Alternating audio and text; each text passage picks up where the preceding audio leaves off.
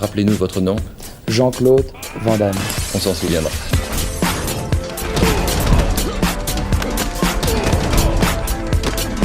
Van Damme Express.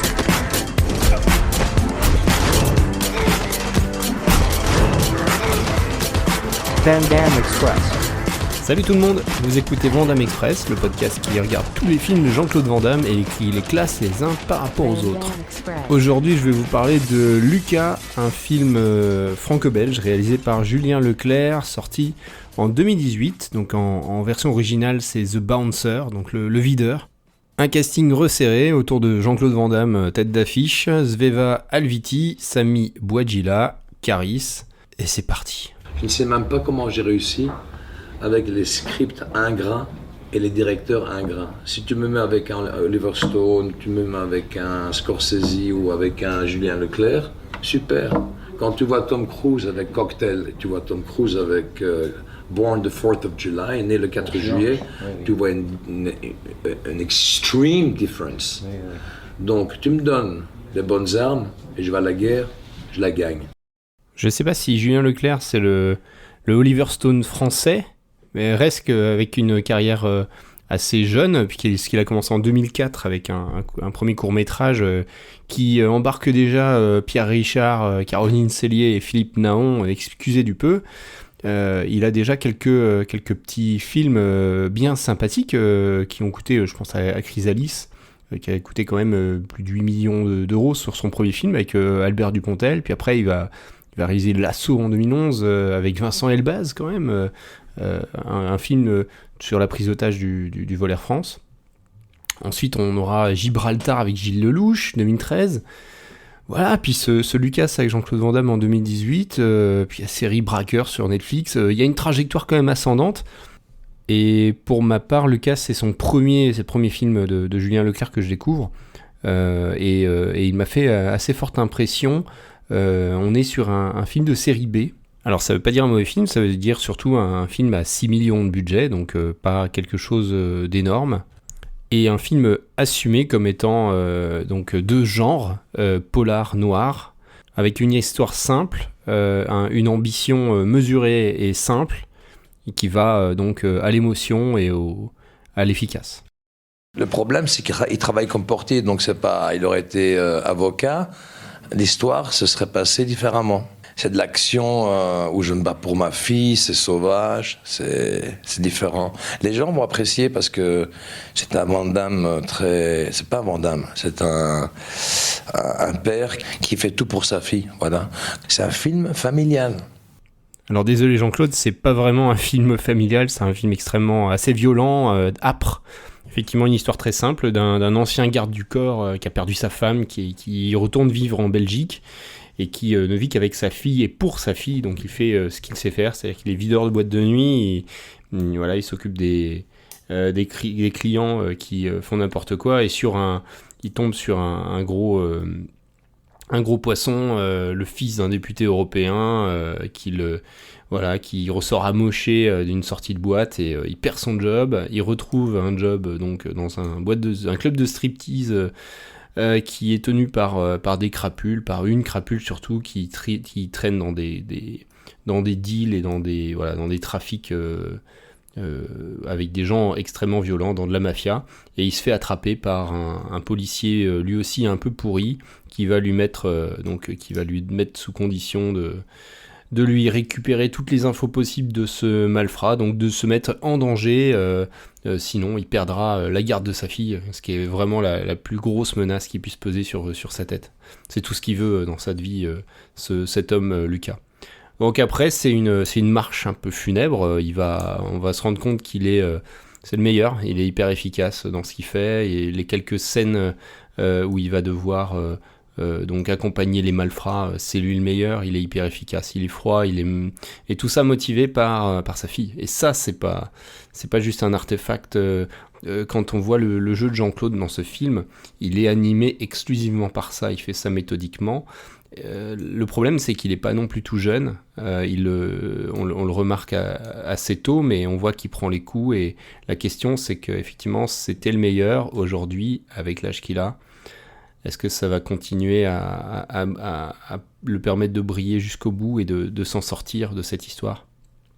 Voilà, il y a quelques personnages, il n'y en a pas énormément. On va citer Sami Bouadjila, qui est toujours impeccable dans ce rôle de flic un peu pourri. Bon, Sami Bouadjila, c'est un acteur qui a maintenant un gros pédigré. Je l'ai bien aimé dans Need Gap, qui est un film que je trouve très réussi, une sorte de remake français de Assaut de Carpenter, très réussi. Mais tous les acteurs s'en sortent bien. On va parler de Sveva Alviti qui joue l'italienne, donc qui est un mannequin italien qui a pas fait beaucoup de rôles dans sa vie. Cette actrice, on l'a vue l'année d'avant dans Dalida, l'adaptation d'Alida où elle joue le rôle titre. Voilà, je n'ai pas vu ce film, a priori elle est assez convaincante. Là dans ce film, je trouve qu'elle s'en sort bien avec justesse, un peu froide. Son interprétation, notamment auprès de la petite fille, Alice Verset qui joue Sarah, est vraiment juste et assez tendre. Il y a un plan séquence de 5 minutes 30 qui était très très compliqué à mettre en place, hein, avec 2 jours de répétition.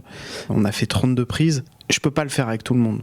Même avec des grands comédiens, je peux pas le faire avec tout le monde parce que c'est de l'acting, du pur acting, mais aussi c'est une vraie chorégraphie physique. Une amitié qui se fait entre la caméra et ton caméraman qui est parfois à 1 mètre, 50 cm, 2 mètres, ça dépend des scènes d'action. Tu sautes de l'escalier, il saute avec la caméra, c'est incroyable, hein. Le film est articulé autour de 3 grosses séquences d'action qui sont... on sent que le film a été...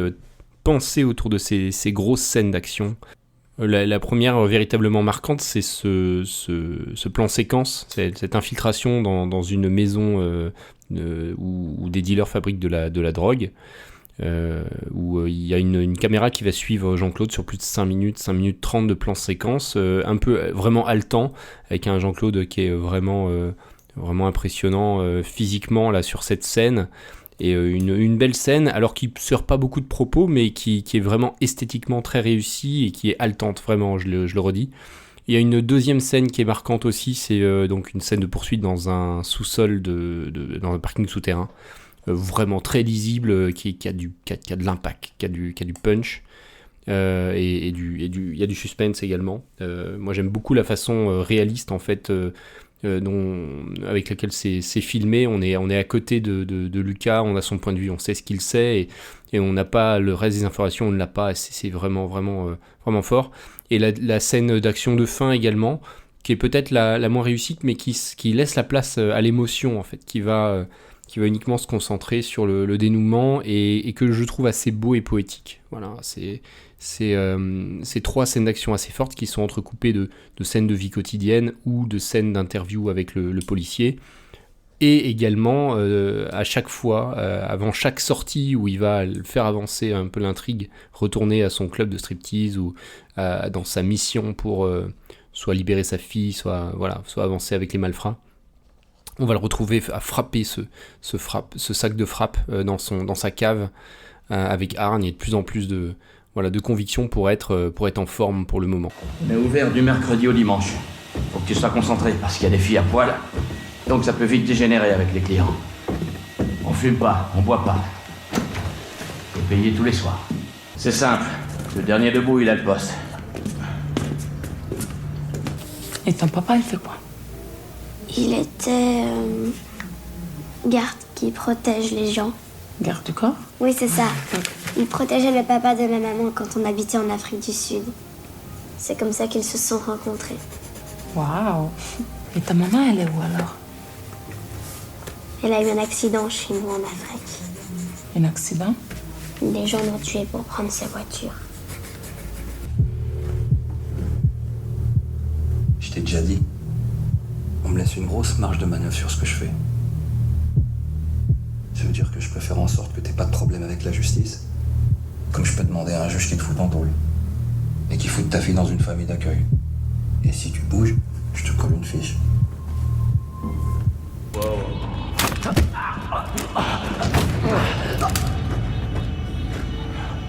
Tu vas lui dire de bramer ma fille tout de suite. S'il arrive quoi que ce soit à ma fille, je vous tue. Toi et ton patron. Ok. Voilà le moment fatidique de l'émission, le moment où je note ce film et je le classe. plutôt bien accueilli ce Lucas. Je l'ai noté pour ce qu'il est, c'est-à-dire un film de série B avec une intention de polar noir, une intention très simple et des intentions d'esthétique et de scènes d'action. Ce qu'il réussit, je trouve, dans les grandes largeurs. Je lui ai mis 7 en note artistique, ce qui est une excellente note, ce qui le place à la hauteur de JCVD, donc un peu en dessous tout de même de Chasse à l'homme, Time Cop, mais qui est dans le haut vraiment le haut du panier. Il le doit principalement à un bon alignement entre son rendu et son ambition et ses moyens. Tout le monde était bien impliqué pour faire le meilleur film possible. En note bagarre, c'est un 7 également. Alors vous avez compris que c'est un film d'action, mais qui n'est pas un film où il y a du karaté dans tous les sens. On a plutôt du jujitsu, des coups portés efficaces. Les quelques scènes d'action qui parsèment le film sont vraiment brillantes, sont très agréables à regarder. Je vais mettre un bonus Jean-Claude Van Damme de +1. Je l'ai évoqué pour tous les derniers films de ces dernières années. J'en ai fait quelques-uns, ils n'étaient pas tous bons. Pour autant, il y a quelque chose qui est sûr, c'est que à l'âge qu'il a, Van Damme, avec le visage qu'il a vécu, avec ses qualités d'acteur qui sont aujourd'hui bien réelles, il a un vrai physique et une vraie gueule de cinéma.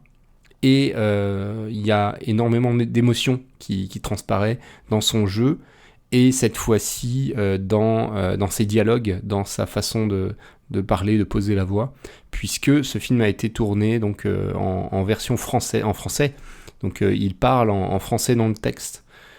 C'est extrêmement rare, donc il n'y a que quelques films là où on peut profiter de cette version française intégrale de Jean-Claude Van Damme. Sans faute pour lui, hein, au niveau du personnage, l'incarnation, il porte le film et il incarne parfaitement ce personnage très émouvant et à la fois extrêmement physique. Voilà. Donc c'est un total de 8 sur 10. On est clairement en haut du panier pour sa filmographie. Encore une fois, arrangé dans les séries B, c'est-à-dire que c'est un polar noir classique, extrêmement bien fait, très satisfaisant si vous cherchez ce genre-là. C'est un film de genre, à l'image de Assassination Games et l'empreinte de la mort, mais encore plus qualitatif. Et donc, il va se classer sous Full Contact en 7e position, donc une place juste au-dessus de Risque Maximum de Jean-Claude Van Johnson. Donc je vais redonner le top 10, hein. Je pense que ça sera utile à ce moment où on intègre un nouveau film dans le top 10. 1er Chasse à l'homme, 2 Kickboxer, 3 Bloodsport, 4 JCVD, 5 Time Cop, 6 Full Contact, 7 Lucas donc, 8 Risque Maximum, 9 Jean-Claude Van Johnson, 10 Répliquant. Voilà pour cet épisode et cette belle découverte. On se retrouve dans 15 jours. Alors, autant vous dire, là, on va attaquer une ligne droite pour le mois de juillet absolument festive, avec des films cultes, des films classiques. C'est pas pour ça qu'ils seront bien, mais j'aurai de grands plaisirs à voir ou revoir ces grands morceaux de la carrière de Van Damme. Donc, rendez-vous dans 15 jours et dans un mois pour 2 films successivement qui sont restés dans les annales pour différentes raisons. Portez-vous bien. Salut à tous. Van Damme Express.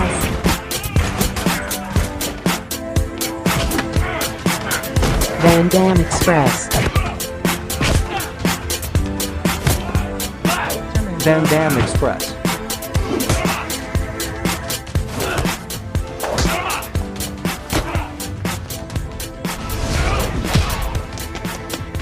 La route, là où on va, on n'a pas besoin de route. La vie, ça commence de A à Z. Voilà. Au début, la danse est un peu du rock and roll, et puis tu commences à danser le slow. Tu commences à épouser les problèmes de la vie, tu commences à comprendre la vie. Donc la vie est une danse, mais qui s'améliore, qui devient de plus en plus fluide, jusqu'à la mort, immobile. Et puis tu t'en vas. C'est beau la danse.